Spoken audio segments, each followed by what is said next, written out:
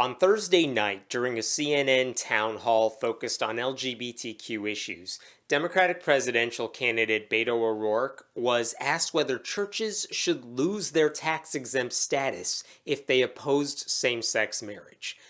His response was a blunt yes. This is from your LGBTQ plan, and here's what you write. This is a quote. Freedom of religion is a fundamental right, but it should not be used to discriminate. Do you think religious institutions like colleges, churches, charities, should they lose their tax-exempt status if they oppose same-sex marriage? Yes.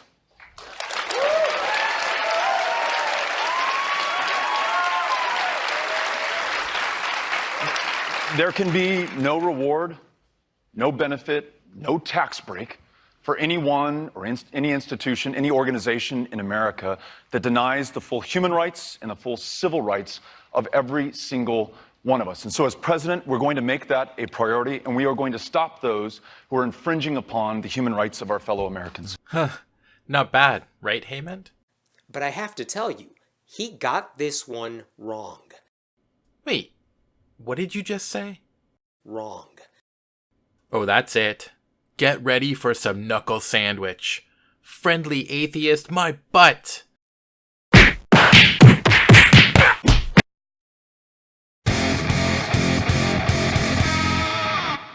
In all seriousness, I like Hemant's work, and he just started his own channel. I'll link it in the description box, and I hope you'll go have a look. But on this issue, I can't agree with him. So let's jump into why the Friendly Atheist disagrees with Mr. O'Rourke. But I have to tell you, he got this one wrong. What he said was pure catnip for the religious right. They'll be able to fundraise off of his answer for years to come, and they would have a point. I find his first objection rather strange. Nonprofits can lose their tax-exempt status for all kinds of reasons, including engaging in political activity, lobbying, or not meeting their reporting obligations. One example is Bob Jones University versus the United States. Quote, all states and the District of Columbia provide tax exemptions for religious institutions. In 1983, Bob Jones University had its tax-exempt status revoked for banning interracial dating, deeming it a violation of fundamental public policy. End quote. Most people aren't worried about whether the ruling was going to be catnip for the KKK or other white supremacist groups, and nor should they be. Bob Jones University broke the rules, engaged in discrimination, and lost their tax-exempt status as a result. They're still in operation. They just don't get the tax breaks they once did. They can even operate as a nonprofit if they so choose. It seems that O'Rourke is saying that same-sex marriage and willful discrimination against members of the LGBT community should be handled the same way, and I can't see why he's wrong about that. Although I admit his language was sloppy and can easily be interpreted as just thinking same-sex marriage is wrong. According to O'Rourke's campaign manager, quote, Beto was obviously referring to religious institutions who take discriminatory action, end quote. And to be honest, conservatives and right-wing churches aren't going to have a hard time finding reasons for their donors to fund them. In the article I've quoted here, they were already inciting fear by saying Democrats were coming for their guns. I did find Senator Ben Sass's statement rather funny, though. Quote, last night, Beto O'Rourke said that the churches, hospitals, and charities, folks who are serving their communities and loving their neighbors, should lose their tax-exempt status if their religious convictions don't fall in line with his progressive politics. The extreme intolerance is un-American. The whole point of the First Amendment is that, no matter who you love and where you worship, everyone is created with dignity, and we don't use government power to decide which religious beliefs are legitimate and which aren't. This bigoted nonsense would target a lot of sincere Christians, Jews, and Muslims.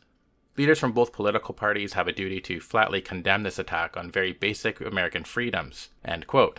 The part I really like is how he says, everyone is created with dignity, but he doesn't seem to see the contradiction since he's championing treating one group with less dignity than others. Also, if extreme intolerance were un-American, your history sure doesn't reflect that. It's not like the LGBT community, among others, hasn't had to fight tooth and nail for basic human rights throughout the history of the United States. And sincerely holding bigoted beliefs doesn't cleanse them of their bigotry or make them worthy of receiving tax breaks. Anyhow, let's hear the Friendly Atheist's second objection. This wasn't a tough question, but he should have said no. Churches can believe whatever they want.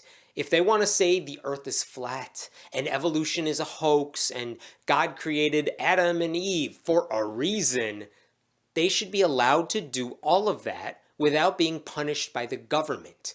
and taking away a tax exemption that all nonprofits receive by default based solely on something awful that they think would be a punishment. They can think whatever they like, but once they use that thought to discriminate against a protected class, they should lose their tax-exempt status. Like I said on Twitter, I'm fine with churches getting a tax break on their charitable work. For example, if they run a soup kitchen, they should get a tax break on that activity. They should also have to file the same forms as other charitable organizations and be as transparent. But if that same church refuses to serve people of color, members of the LGBT community, or say someone in a wheelchair, they should absolutely lose their tax-exempt status. Why should we incentivize discrimination against vulnerable populations and minorities? Again, even without tax-exempt status, they can run their soup kitchen, but they won't receive a tax break to do so. I think it would be far better for churches to be held to the same standards as other nonprofits, and that's not what's happening right now. They should have to file the same paperwork as other charities. They should be open and transparent about where their donations go and what their pastors get paid. They should not be telling their congregations how to vote. Violate those rules, lose your tax exemption. Simple. I completely agree with Hemant here. I'm just not sure why he thinks discriminating against vulnerable populations is a step too far.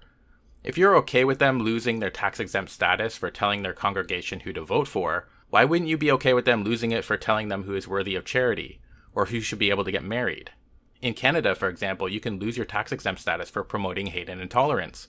An Ottawa mosque lost their tax-exempt status after it was revealed that they had invited 4 speakers who were known for their extreme beliefs. One of them had called women deficient in intelligence and said gay people should be thrown off mountains. When asked by the Canadian Revenue Agency for a list of their speakers, they provided an incomplete list, and when asked for transcripts or recordings of the speeches, they couldn't provide them with any.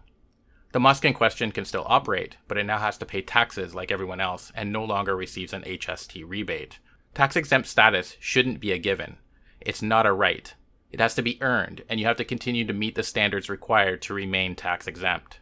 I saw some people online argue that no churches should be tax-exempt, period. I disagree with that premise for a bunch of reasons I might go into in another video, but I think it would be fine for them to keep the exemptions as long as they play by the rules.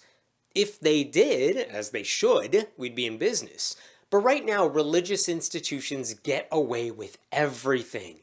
They don't have to file the same paperwork as secular nonprofits. They don't have to explain where the money goes. Even when pastors do endorse candidates, the IRS doesn't do anything about it. We need to fix that. It sounds like they're inefficient charities, and maybe that money would be better spent on organizations that do meet the requirements and are interested in doing charity work. I'm honestly not sure why churches get tax-exempt status just for belief in a deity anyway.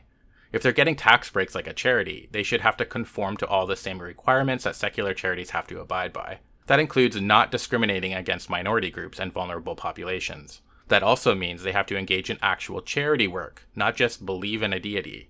But O'Rourke said opposing same-sex marriage was violation enough. He's wrong. A pastor should have the right to refuse to bless or perform a same-sex ceremony in the church without it interfering with the church's nonprofit status. Look, I think those pastors are ethically wrong. I think they're bigots. But I don't want the government telling any church what they can and can't believe if they want certain perks. It feels like I'm going over the same thing again, so I'm going to wrap it up here. The pastor would still have those rights. They just wouldn't be able to receive government perks for doing so. To me, this seems like a no-brainer. No one is saying they shouldn't be allowed to hold those beliefs. They're saying they shouldn't be compensated by tax dollars to act on those beliefs. Anyhow, I hope you enjoyed the video. Please check out the Friendly Atheist channel, like, subscribe, support me on Patreon if you want, and do all those other wonderful YouTube things. Take care and cheers. You take me home, invite me in. The lights go down and we begin.